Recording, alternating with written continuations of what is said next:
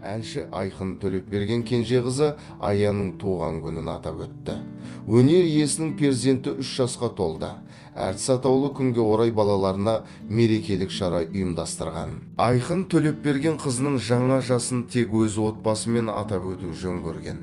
Әнші 4 баласымен бірге Алматыдағы ойын сауықтыру орталығына барған. Айқын Төлепберген перзенттерінің көңілін көтеріп, оларға естен кетпес туған күн ұйымдастырып берді.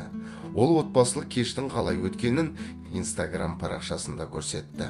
Эстрада жұлдызы Аяға тілек айтқан бауырларының видеосын жариялады.